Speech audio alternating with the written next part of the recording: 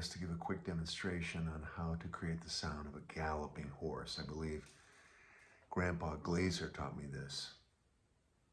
Here we go.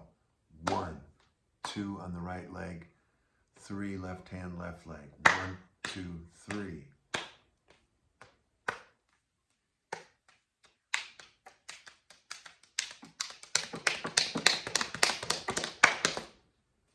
And there it is.